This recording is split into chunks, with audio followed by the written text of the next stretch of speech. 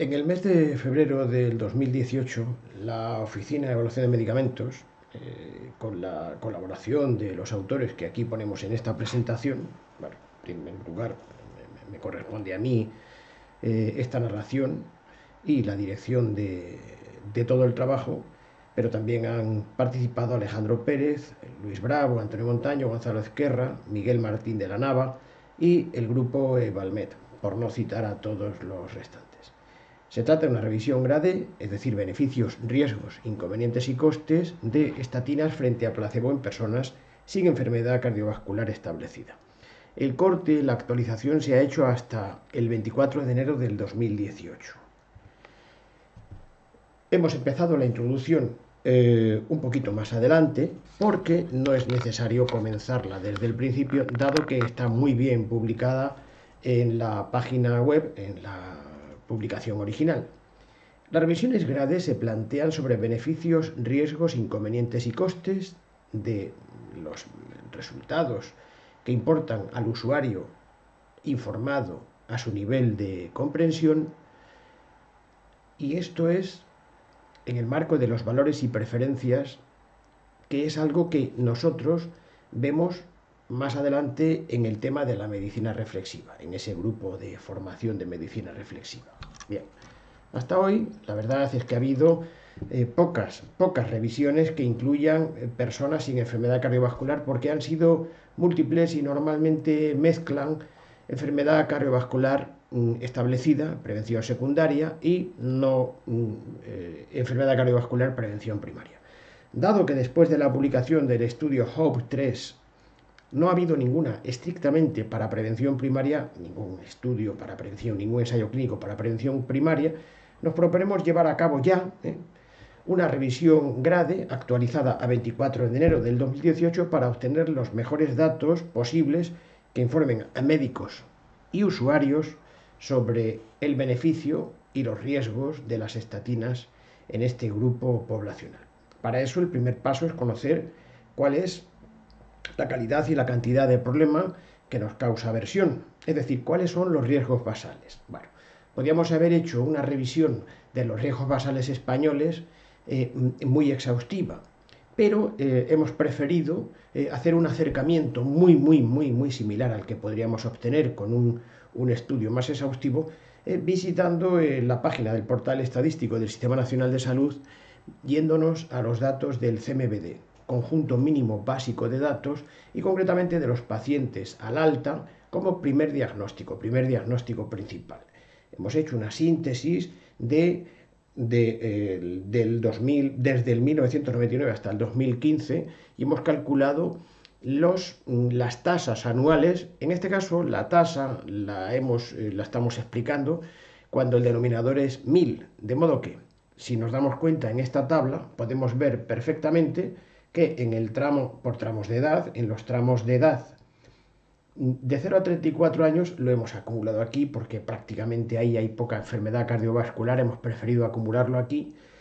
Aquí tenemos los valores. Nos vamos a ir al tramo de edad de 60 a 64 años porque es el que finalmente, ahora lo demostraremos, en nuestra revisión de estatinas es el grupo etario representado. Por ejemplo, podemos ver que en España, en los últimos años, desde el 99 hasta el 2000, por año, o sea, al hacer el ponderado por año, tenemos 2,3 hospitalizaciones por infarto de miocardio por cada 1000 habitantes. 1000 habitantes de 60 a 64 años. Bien.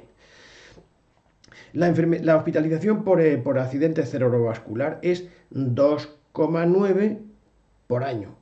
2,9 por cada 1000 habitantes de 60 a 64 años por año. Cuando digo 64 es hasta 64 años, 9999, es decir, el día antes de cumplir 65, claro está, ¿no? La defunción por infarto de miocardio sería 0,5 por cada 1000 anualmente.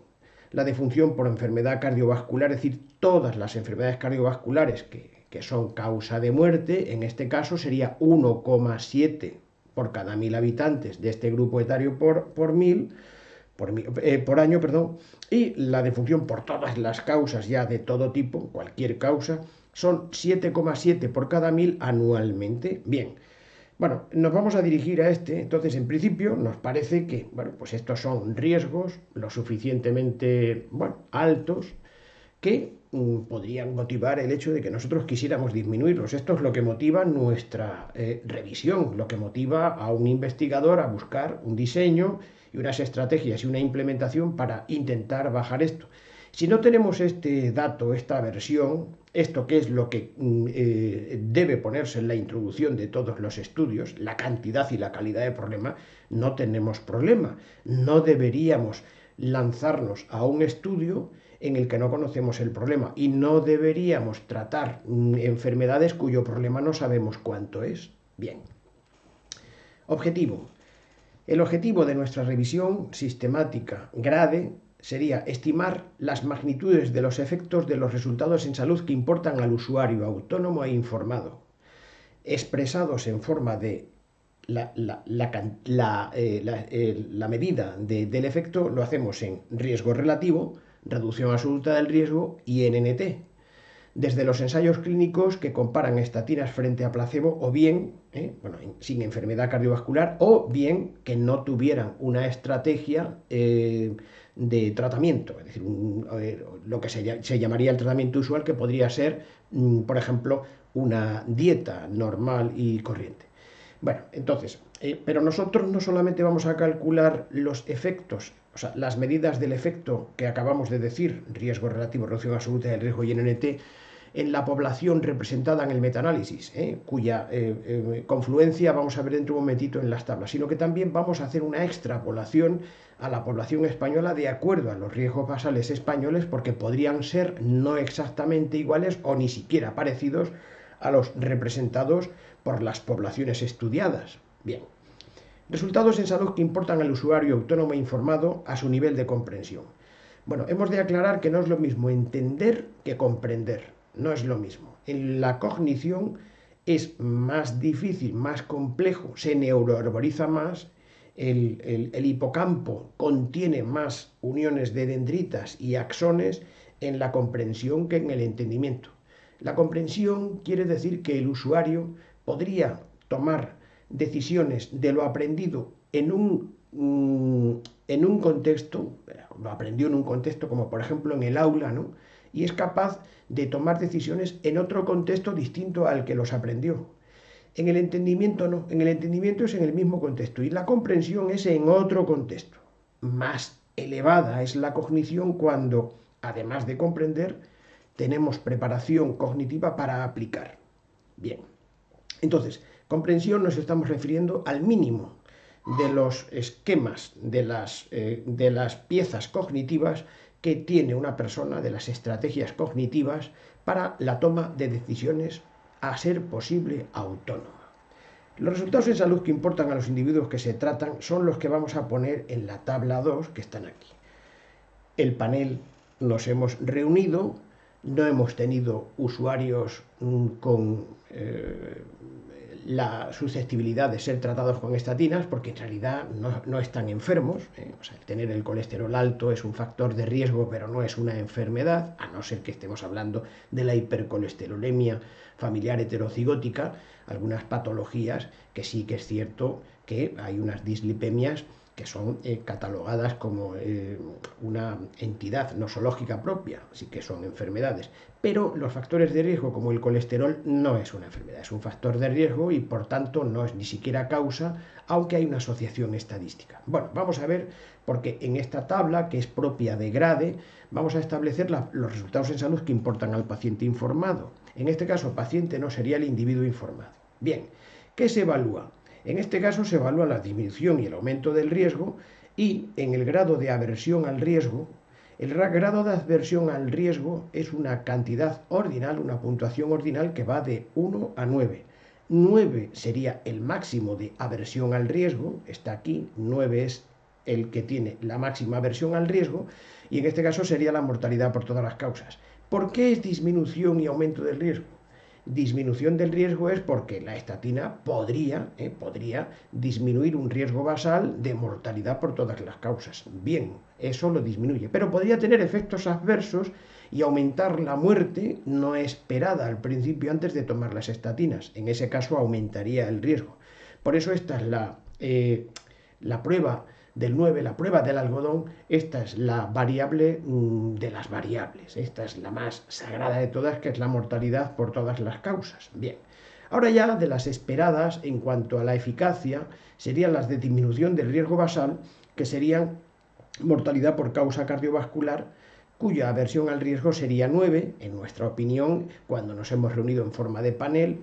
El accidente cerebrovascular lo hemos establecido en 9, es el máximo aversión al riesgo. Es cierto que hay algunos riesgos, como podría ser algún accidente cerebrovascular discapacitante, que es todavía peor que la muerte.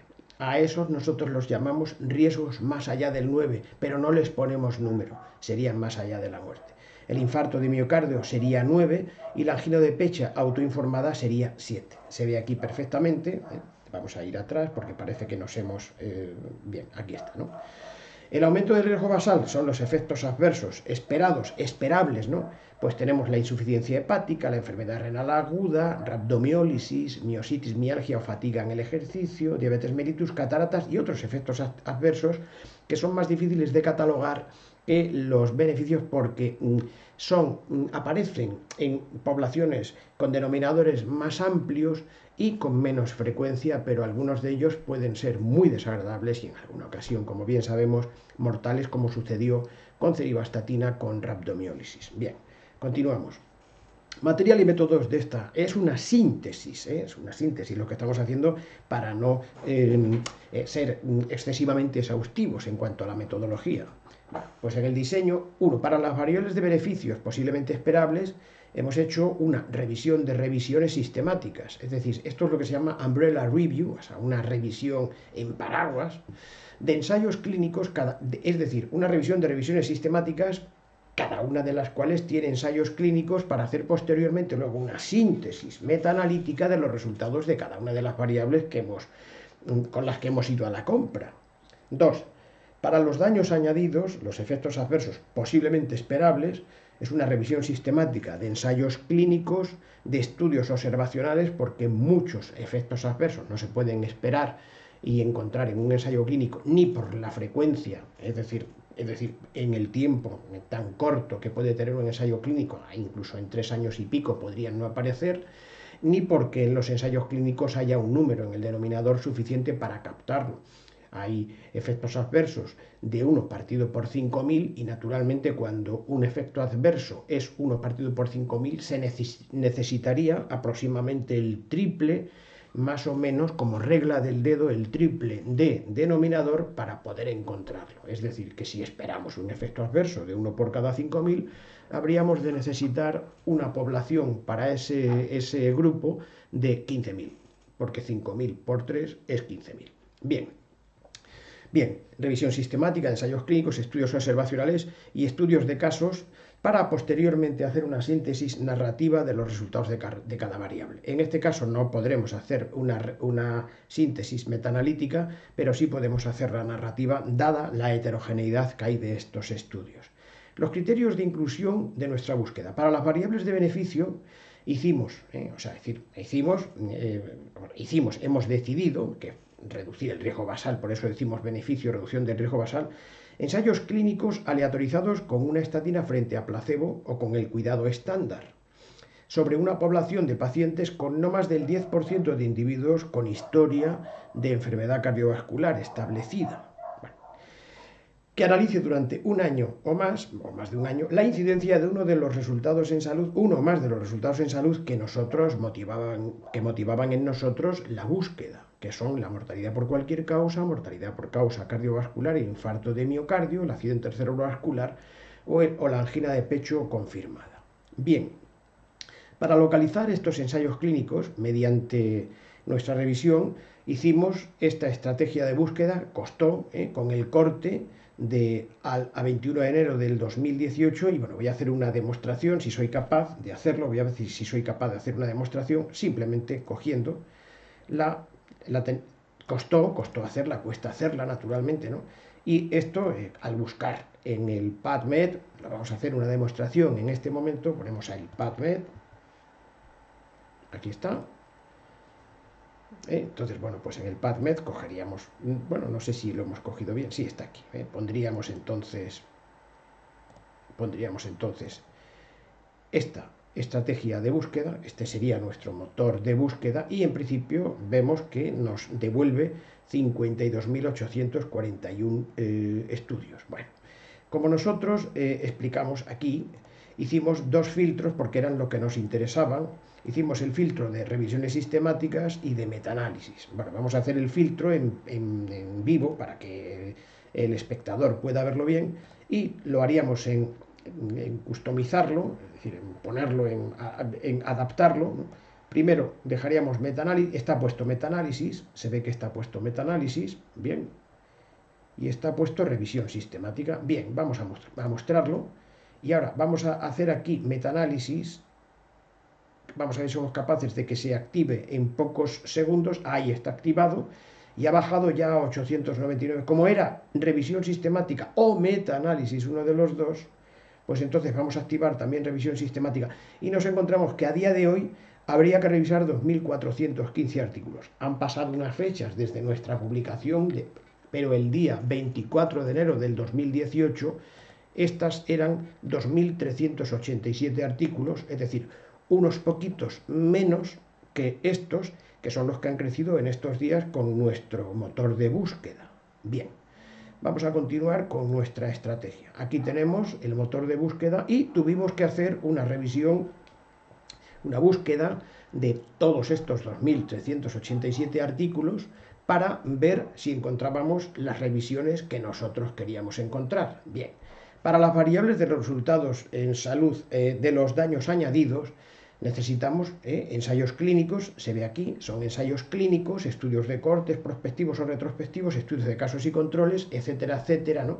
Con este motor de búsqueda, que si yo en este momento lo hago, lo cojo este motor de búsqueda, nos encontramos de la misma manera, voy a borrar aquí, hago así, sencillamente, bien. Y en principio, al buscar, lo que tengo que hacer al buscar es desactualizar, desactivar metaanálisis y revisión sistemática, tengo que desactivarlos porque no me interesaban, y me encuentro con que tengo que revisar 1276 abstract, que en nuestro caso fueron 1268, puesto que el corte que hicimos fue a 22 de enero del 2018. Pero bueno, hemos visto la estrategia y hay que currárselo, ir uno a uno, que fue lo que hicimos, labor en la que se tardó mucho tiempo. Hay que reconocer que se tarda mucho tiempo. Vamos a ver cómo lo conseguimos. Bien, vamos a ver. Vamos a ver ahora de las variables de beneficios, es decir, de la primera búsqueda. Bien, la extracción de los resultados fue realizada por un único revisor. En este caso fue GS, el investigador principal, el revisor principal, y confirmada por un segundo revisor que fue AP, Alejandro Pérez, Galo Sánchez. Hasta el 24 de enero del 2018 obtuvimos 2.387 artículos, lo hemos visto hace un momentito, de los que uno a uno de estos estudios extrajimos 54 revisiones sistemáticas que contenían uno o más ensayos clínicos con no más del 10% de los participantes con historia de enfermedad cardiovascular. Alguno había, ¿vale? Bien, de estas 54 revisiones sistemáticas hubo que revisar uno a uno todos los ensayos clínicos que tenían para ver si cumplían los criterios de inclusión. Originariamente, en principio, obtuvimos 86 ensayos clínicos en los que hubimos de comprobar uno a uno si eran en prevención primaria. Después de hacer esta criba, descartamos 70 y incluimos solamente por tener los criterios 16 ensayos clínicos con más del 90% de los participantes en prevención primaria cardiovascular, cuyas referencias insertamos lógicamente en la bibliografía. Bien, de todos estos estudios, finalmente, dos de los revisores evaluamos los riesgos de sesgos, de los posibles riesgos de sesgos, y graduamos la validez de la evidencia mediante el método y el sistema de grade, cuyo resultado mostramos ahora en la siguiente tabla. Después, siguiendo el esquema PICO, población, intervención, comparación y resultados, buscados en este caso, los hemos incluido en la tabla 4 para aumentar la visibilidad del espectador, del escuchante o del lector, para que vea cuáles son las características que tenían esta población cuál era la intervención y qué resultados eran los que se obtuvieron, o sea, los que se buscaban punto por punto al final del estudio. Bien, hemos cogido la tabla 3 es esta, que tiene, si nos damos cuenta, los 16 ensayos clínicos, 16 o 15 ahora mismo, no recuerdo el número porque acabo de olvidarlo, ¿no? Pero hemos puesto los dos primeros para que se pueda ver, porque si no es ilegible. Bien, estas son las preguntas GRADE, las 13 preguntas GRADE, que normalmente son las que se utilizan como agente moral también, o sea, científico y moral, el que hay que ir respondiéndolas, pero o sea, con una visibilidad y con una comprobación correcta. Por ejemplo, la pregunta es clara y, por ejemplo, en este ensayo clínico, este es el ACAPS, se publicó en el año 1994, tuvo 2,83 años de seguimiento. En prevención primaria cardiovascular había el 100% de la población y había un 2,3% de diabéticos. El AFCAPS se publicó en el año 1998, 5,2 años de seguimiento. En prevención primaria cardiovascular el 99% porque había un 1% en prevención secundaria y diabetes mellitus el 2,5%. Bien, la pregunta fue clara y precisa, identificando el pico, la población, intervención, control y resultados que puede medirse. Sí, bien, vamos bien, ¿no? ¿Asignación oculta para los reclutadores? Perdón, ¿fue aleatorizado correctamente? Sí. ¿Oculta para los reclutadores? Sí.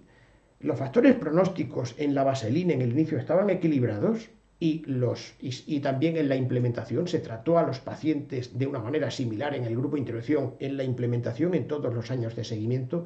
Sí, y estaban equilibrados en este caso salvo fumadores e hipertensión. ¿Vale? Bueno. Se mantuvo oculta la secuencia de autorización para médicos que hacen el seguimiento y para los pacientes que tienen el tratamiento. Sí, sí. Bueno, vamos contestando las preguntas. En este caso, por ejemplo, no tienen en cuenta los abandonos para el análisis de sensibilidad y no podemos saber si eso alteraría el resultado, por lo que entonces vamos a bajar la puntuación de estos dos noes y al mismo tiempo también el hecho de que la financiación fue de la industria farmacéutica, aunque hubo instituciones sin ánimo de lucro que también participaron. Bien, esto hace que, como los ensayos clínicos parten, o sea, inician su andadura con una validez de la evidencia alta, le vamos a bajar 2 medios puntos y consideramos que la evidencia es de alta, baja al escalón inferior de moderada. Bien, esto, como explicamos en todos nuestros cursos, quiere decir que el ensayo clínico en la variable que eligió el investigador, en la suya, en la principal, en la primaria y secundaria, tiene una calidad de evidencia o validez de evidencia que es lo mismo moderada. Ahora, nosotros hemos elegido unas variables que son las que les importan a nuestros pacientes, a nuestros usuarios. Y esas pueden no coincidir en su importancia con la que tuvo el fabricante o el investigador. Por ejemplo, es muy socorrido en caso de los estudios del colesterol que sean piezas que bajen solamente el colesterol y que tengan una calidad de evidencia moderada o alta, sin que para nosotros eso tenga importancia. Para nosotros la bajada del colesterol tiene muy poca importancia teniendo resultados en salud, porque en realidad, o sea, no tenemos que buscar al representante del resultado cuando tenemos el resultado. Sería absurdo, ¿no? Sería absurdo. Es como si alguien fuera a la firma de un documento y tuviera un subrogado, que tuviera un representante, y en el momento en el que están allí los dos, dice, por favor que entre a firmar el representante. Que no entre el titular. No, entraría el titular y el representante solo es en el caso de que faltara el titular, naturalmente. Este representante también se llama subrogado. Bien, puesto que nuestras variables que están aquí abajo, afortunadamente en este estudio, corresponden con las variables primaria y secundaria, es decir, que tienen una garantía, lo hemos comprobado nosotros, en la búsqueda y certificación de los eventos, mantienen la calidad originaria de moderada, que está aquí puesta, con lo que entonces en todos los casos son moderadas todas las variables que corresponden con las que ellos también tenían como primaria o secundaria. En el estudio AFCAPS, de moderada, mantiene su moderadez, valga el palabra que acabo de decir, porque también corresponden con sus variables primarias y secundarias. Abierto lo siguiente, si por ejemplo es un efecto adverso la mortalidad, en un ensayo clínico que se hizo para medir el colesterol como variable primaria, repito, si la mortalidad cardiovascular es un efecto adverso, naturalmente ya se baja un punto al menos la calidad originaria. Si en ese caso hubiera sido moderada, ahora la mortalidad cardiovascular ya no seguiría siendo moderada, sino que sería baja. ¿Vale? Continuamos. Bien.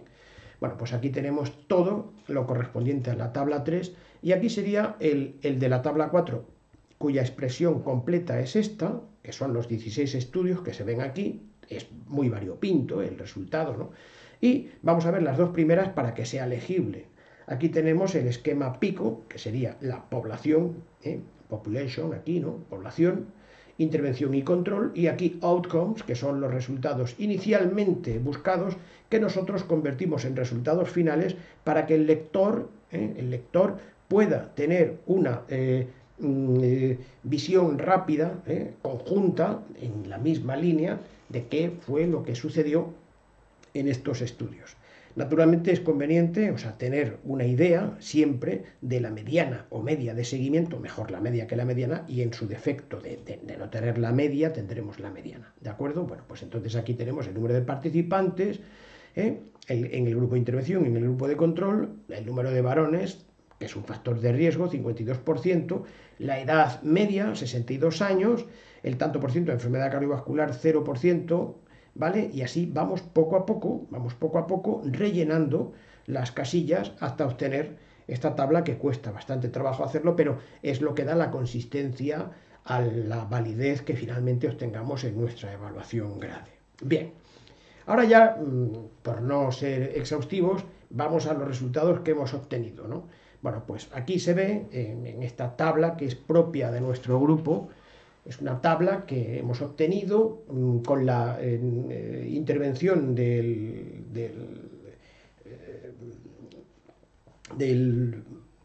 instrumento Repman, de la colaboración Cochrane, pero nosotros no necesitamos esa herramienta porque de hecho calculamos a mano e incluso con más datos que los que proporciona la propia tabla, hoja de cálculo de Repman, porque nosotros calculamos a mano, por ejemplo, con los intervalos de confianza, el índice de heterogeneidad. Bueno, pues en este caso vemos que en la variable mortalidad por todas las causas, vemos que hay 15 ensayos clínicos que cumplen ese requisito, 15.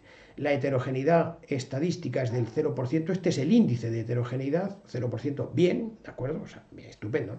Hay una heterogeneidad clínica que se nota en los eventos por año en el grupo de placebo, porque en el grupo de placebo se supone que son todos iguales, están tomando un placebo, y naturalmente esto añade información sobre algo que no habríamos podido ver en las tablas de evidencias que hemos mostrado anteriormente, donde se ve la heterogeneidad clínica en el caso de que la hubiere. Y eso es un agente moral, eso es un médico el que tiene que estudiarlo, tiene que verlo, médico o un paramédico que sepa evaluar naturalmente, que tiene que comprobar que no haya heterogeneidad clínica. En el caso de que haya heterogeneidad clínica, el metaanálisis no tiene ningún sentido, claro está, a no ser que la heterogeneidad clínica sea pequeña, en fin, pero no toca ahí esto porque hay un ciclo formativo en nuestros cursos.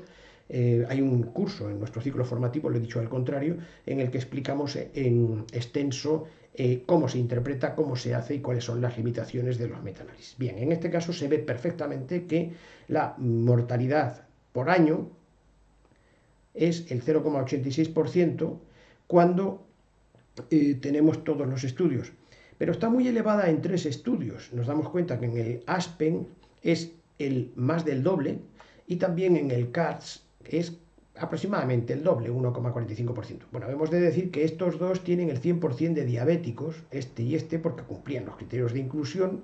Este subgrupo del ASPEN y este CARDS son diabéticos, y eso podría ser explicativo, podría serlo. Pero lo que no es explicativo, y nadie ha sido capaz de explicar todavía, es que el ensayo clínico Júpiter tuvo anomalías en su momento, porque se paró al 1,9 años, y se ve perfectamente aquí que tiene el doble de riesgo que toda la población ponderada. Se ve aquí.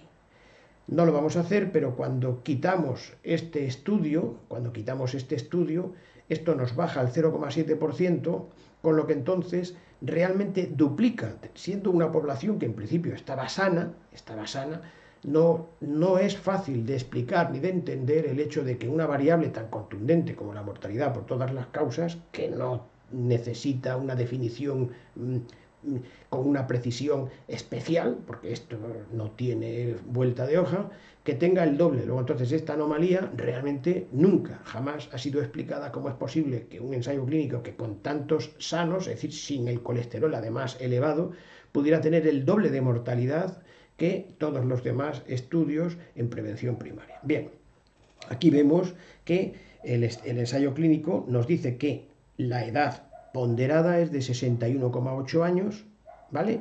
Y vamos viendo que en el modelo de efectos aleatorios obtenemos un NNT, nos damos cuenta aquí de que la diferencia es estadísticamente significativa porque tenemos un 0,87 que va de 0,79 a 0,94, no atraviesa el 1 y la diferencia es estadísticamente significativa a favor de las estatinas.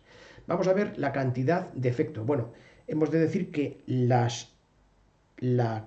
validez de la evidencia se sitúa aquí a la derecha, de cada variable, y la calidad de la evidencia de todo el grupo ponderado es alta moderada. O sea, eso es una forma muy gráfica y muy útil, difícil de obtener en principio, luego ya es fácil con la metodología GRADE. Bien, aplicado sobre este riesgo basal, obtenemos un NNT por año de 895 que va desde 554 a 1938 por año. Bueno, esto nosotros lo consideramos una cantidad o una magnitud de efecto muy baja, muy baja, muy baja. Es una cantidad de efecto muy baja, de modo que, bueno, no es para tirar bombas, no está nada mal, pero no es algo extremadamente significativo clínicamente. Bueno, estoy refiriendo en términos poblacionales, cada uno tiene sus preferencias y sus deseos, ¿no? Bien. Y cuando lo hacemos en los 4 años, que es el ponderado, este estudio, o sea, el tiempo ponderado entre todos es de 4 años, porque todos estos tiempos que hay aquí confluyen ponderadamente en 4 años, ¿vale? Bien, en este caso, la equivalencia de 895 por año sería 895 partido por 4, que son 226, que va de 140 a 490 en 4 años. Bien. Pero bien, es cierto que eso es aplicado en la población del metaanálisis. Bueno, para ver que no tenemos unos riesgos excesivos de selección, nosotros nos venimos a la población española y la población española en ese tramo de edad tiene una mortalidad de 0,77%, es decir, ligeramente menor que la representada en este metaanálisis. De hecho, bueno, cuando quitamos el Júpiter se parece mucho a la población española. Bien, la población española 0,77% multiplicado por los años que están aquí, que son 3,06, o sea, 0,77 por 4 son 3,06, pues entonces obtenemos esta cantidad, que es la que vamos a aplicar para calcular los NNT. Efectivamente, por año en la población española sería 997 el NNT, es decir, que beneficiamos a uno de cada 997 que tratamos durante 4 años en una muerte, pero a 996 no. Bien, en 4 años sería 252, lo vemos aquí, ¿vale? En 4 años 252, que va de 156 a 546, ¿vale? Bueno, no hacemos el modelo de efectos fijos, no hace falta porque el resultado en efectos fijos y efectos aleatorios es exactamente el mismo. Bueno, ahora diremos que por primera vez introducimos en el cálculo de los metaanálisis no solamente el intervalo de confianza, sino también el intervalo de predicción. El intervalo de predicción, en este caso, no atraviesa el 1, vamos aquí atrás, sigue siendo, no atraviesa el 1, que va de 0,87 y va de 0,78, perdón, es 0,87, va de 0,78 a 0,95. Bien. Vamos a ver cómo se redacta el beneficio para narrarlo, ¿no?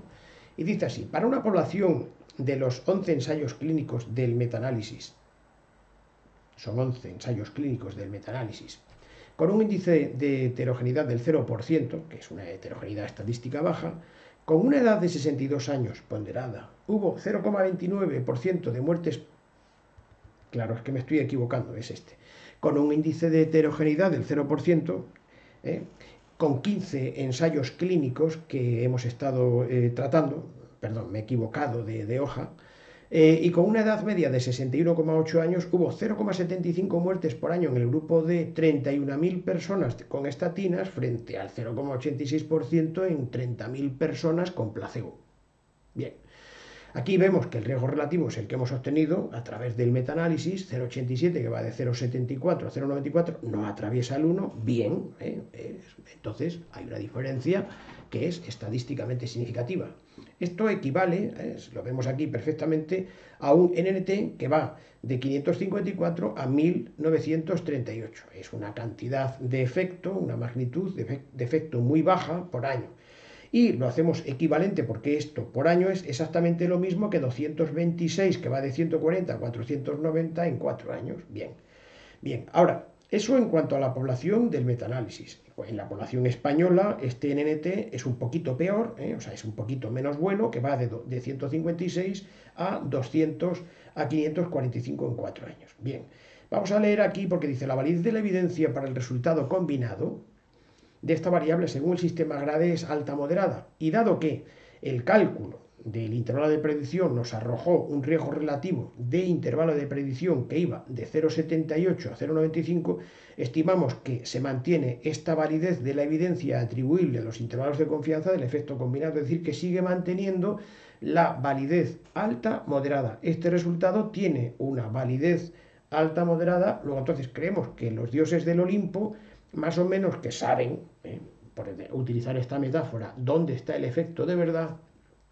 Nosotros sabemos que estamos cerca del de los dioses del Olimpo, aunque no exactamente dónde. Bien, los intervalos de predicción nos darían más o menos dónde los sabrían los dioses del Olimpo. Bien, aquí tenemos la siguiente tabla, que es la de la mortalidad por causa cardiovascular. Está formada por 11 ensayos clínicos y al narrarlo, se hace de la misma manera que anteriormente. Al narrarlo, vemos que nos damos cuenta de que el NNT por año es de 1986, que va de 1192 a 29.793 por año.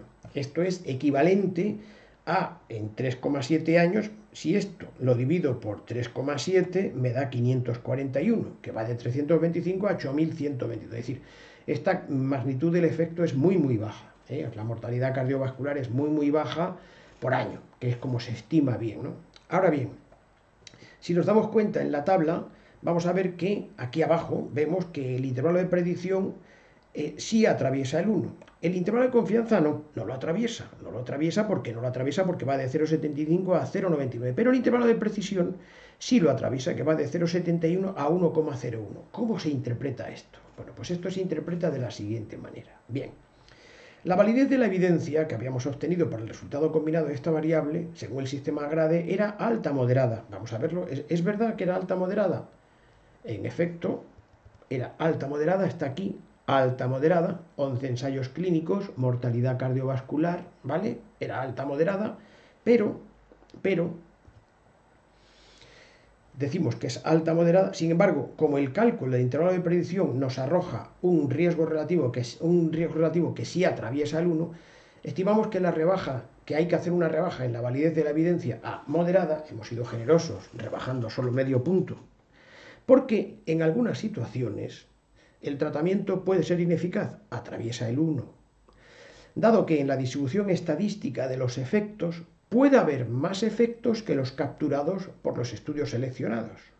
Bien, el concepto de intervalo de predicción lo explicamos también en nuestro curso de formación, nuestro ciclo formativo de los metaanálisis. Pero en todo caso, podríamos explicar que habiendo muchos efectos que tienen una distribución normal, nuestro metaanálisis ha captado muchos, pero no todos. Y como no es imposible que haya otros, se puede esperar que hay posibilidad de que algunos efectos no tengan ninguna eficacia.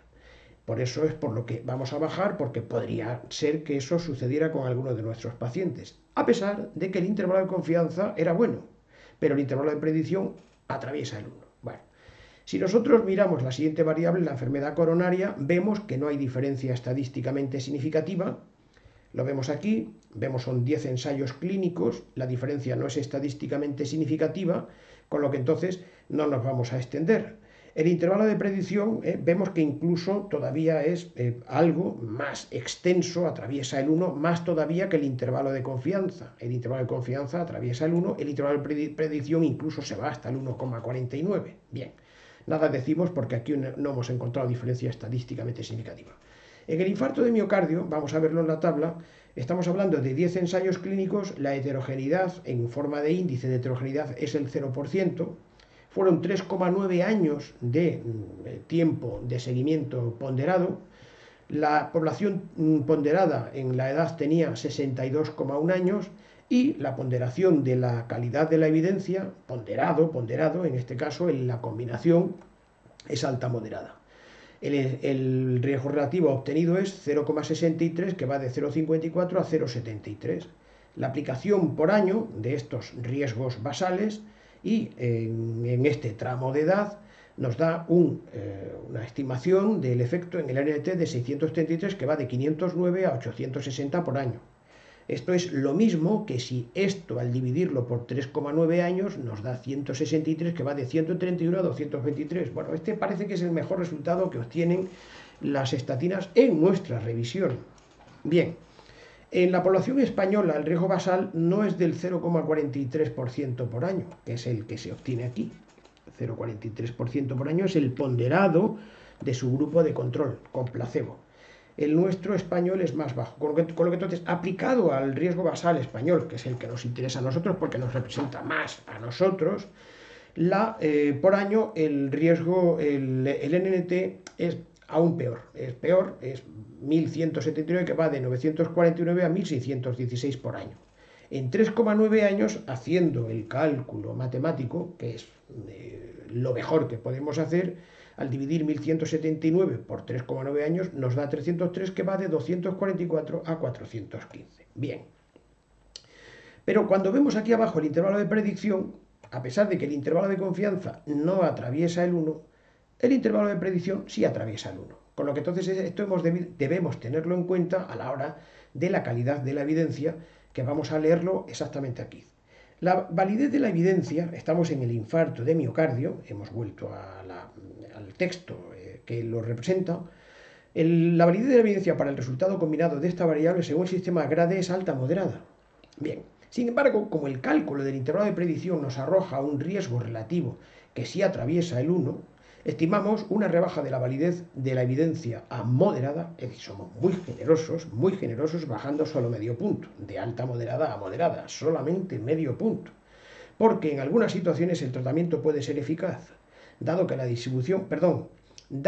porque en algunas situaciones puede ser ineficaz, que es lo que he leído bien, puede ser ineficaz, dado que en la distribución estadística de los efectos puede haber más efectos que los capturados en este ensayo clínico, en este estudio, en esta revisión sistemática. Es decir, los que nosotros hemos captado son unos cuantos, pero podría haber más según el cálculo estadístico. De modo que, como puede haber más, y podría ser que esos más en los que no es eficaz sean nuestros pacientes, no podemos estar convencidos exactamente de que nuestros pacientes se beneficien, ni siquiera en sus medias, no hablo de individualmente, del beneficio en el infarto de miocardio. Por eso hemos bajado la calidad de la evidencia, validez de la evidencia, a moderada.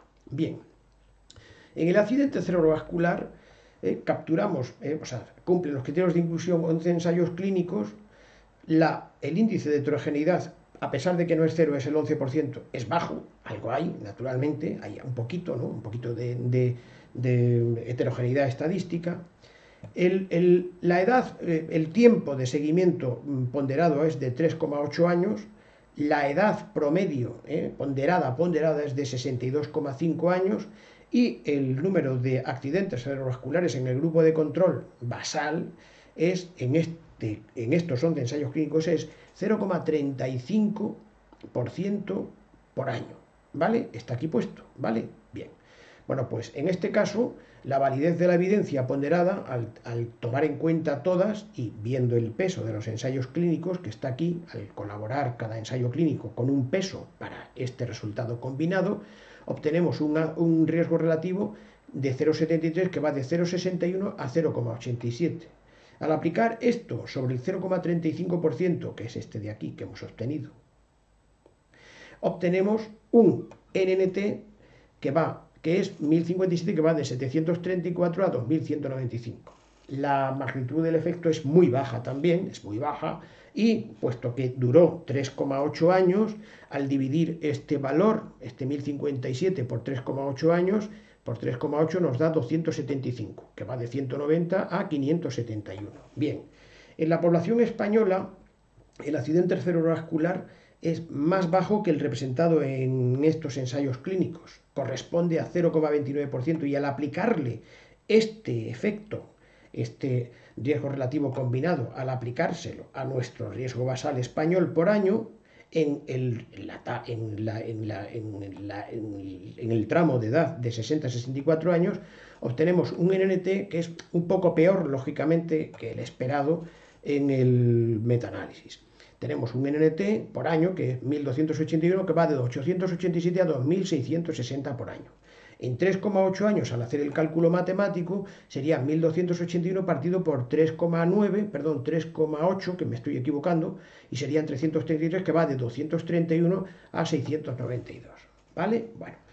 En el modelo de efectos aleatorios, no vamos a hablar de efectos fijos, el resultado es un poquito diferente, pero no cabría el utilizarlo porque en este caso se debe utilizar el modelo de efectos aleatorios como explicamos en nuestro ciclo formativo y concretamente en el curso de metaanálisis. El intervalo de predicción vemos aquí que, aunque el intervalo de confianza no atraviesa el 1, el intervalo de predicción sí lo atraviesa porque va de 0,50 a 1,08.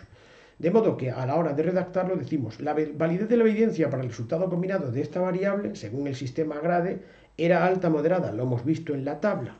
Sin embargo, como el cálculo del intervalo de predicción nos arroja un riesgo relativo que atraviesa el 1, estimamos una rebaja de la validez de la evidencia a moderada, somos muy generosos, bajando medio punto solamente, porque en algunas situaciones el tratamiento puede ser ineficaz. Dado que en la distribución estadística de los efectos, en esa distribución que esperamos y por supuesto en teoría debe cumplir una curva de distribución normal, dado que en la distribución estadística de los efectos puede haber más efectos que los capturados por los estudios seleccionados. Y podría darse la circunstancia de que nuestros pacientes españoles o nuestros pacientes de Extremadura sean de esos efectos no capturados aquí. Por lo que entonces bastante generosos somos con decir que no sabemos qué pasaría en las poblaciones no representadas aquí, por lo que decimos que la calidad de la evidencia es moderada. Bien.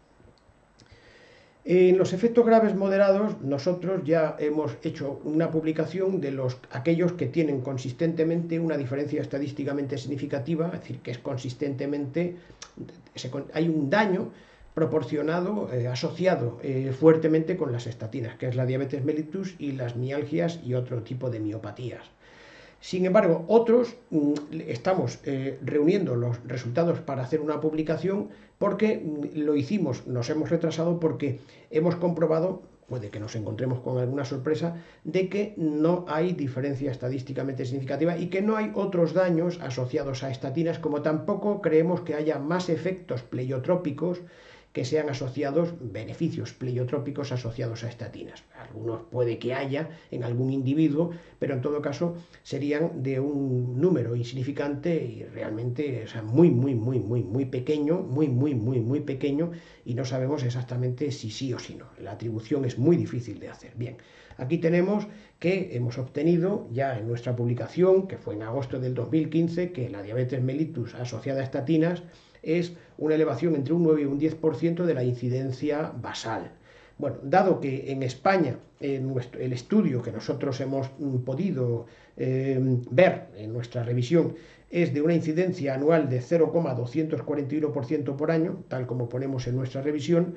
Al hacer los cálculos nos encontramos con una elevación del 0,85% en los 3,5 años que le corresponderían a nuestro metaanálisis, de 3,5 años, 3,5 años sería un 0,24 por 3,5 nos vamos a 0,85. Ese 10% que se eleva nos elevaría con estatinas al 0,93. Es esta la diferencia, es diferencia estadísticamente significativa y además la validez de la evidencia es moderada, ya lo explicamos en nuestra publicación. En cuanto a las mialgias asociadas a las estatinas, vimos en nuestra publicación del 15, de nuestra revisión del 15 de agosto del 2015, que hay un 10% aproximadamente de usuarios que tomando estatinas tienen una mialgia, pero al hacer el ensayo cruzado, un estudio muy potente, muy bien hecho, mostró que había un 5,5% de personas que tomando placebo, del grupo de placebo, también tenían este mismo efecto, efecto adverso. Con lo que entonces, atribuibles a estatinas, nosotros solamente hemos podido atribuir, creo que somos correctos, solamente hemos atribuido un 4,5%, con lo que entonces el 5,5% sería el debido al placebo, el esperado incluso con placebo, y un 4,5% más hasta llegar al 10% sería el atribuible a las estatinas, ¿no?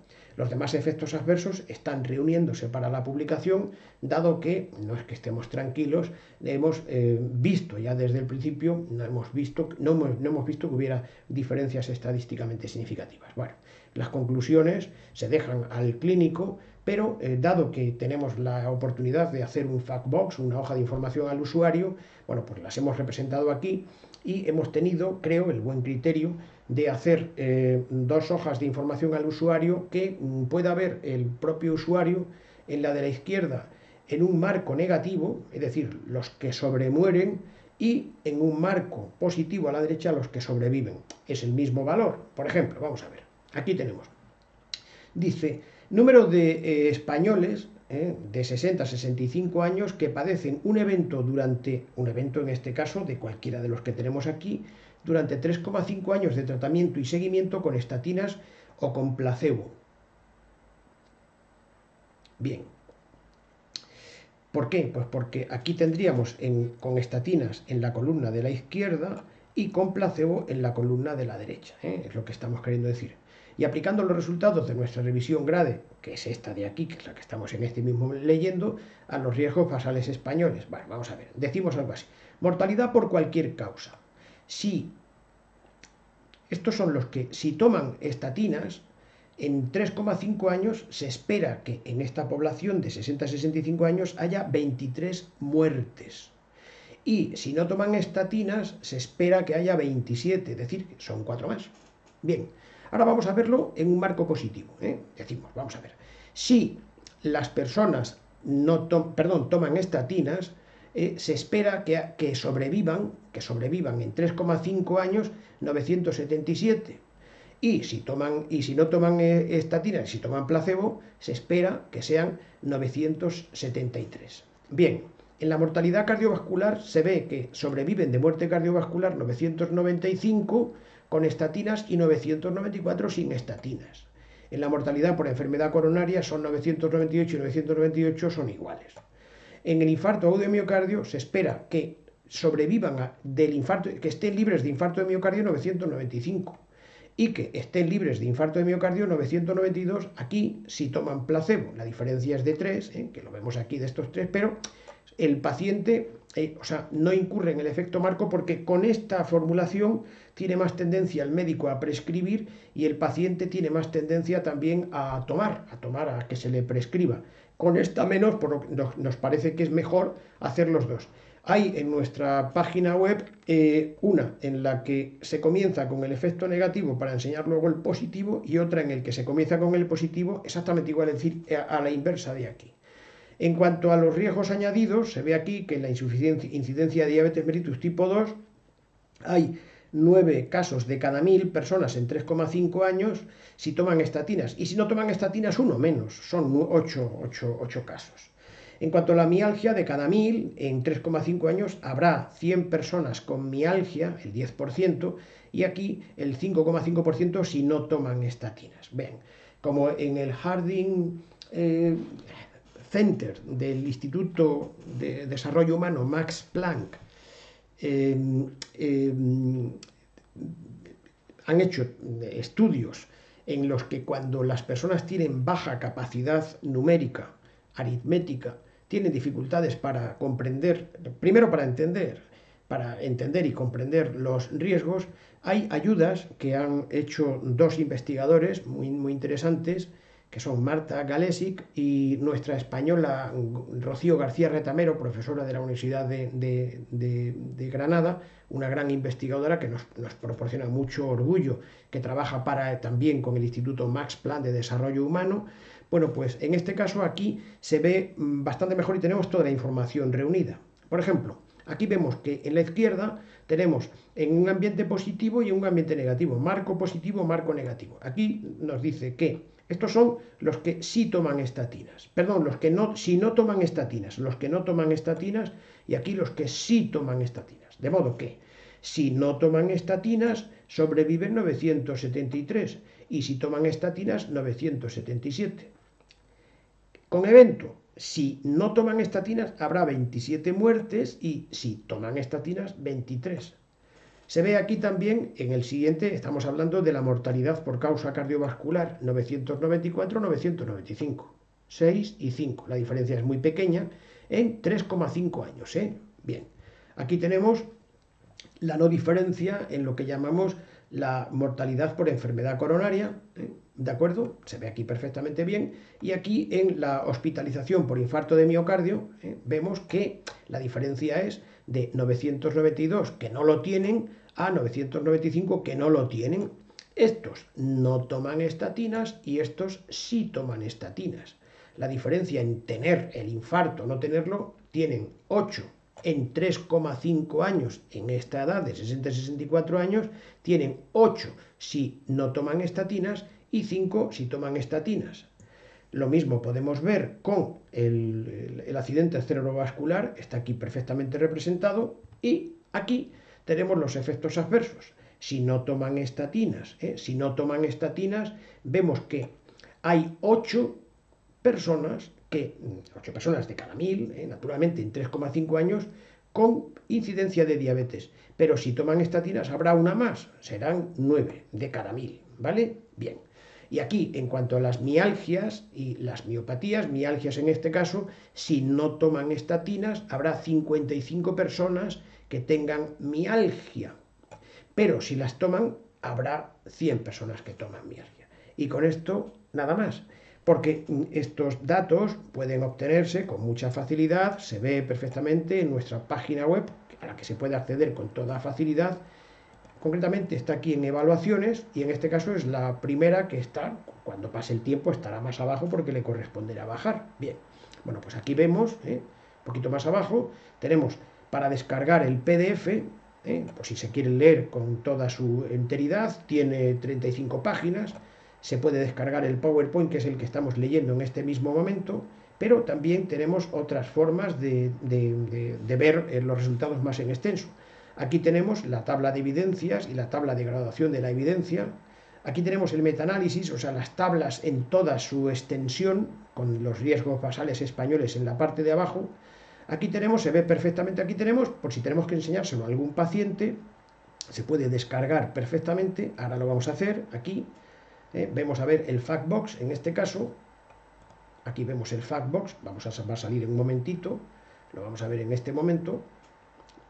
Bien, este sería, he cogido el segundo de los dos, y vemos, habilitando la edición, que tiene el marco positivo a la izquierda y el marco negativo a la derecha. En el caso de que queramos el otro, descargamos el anterior.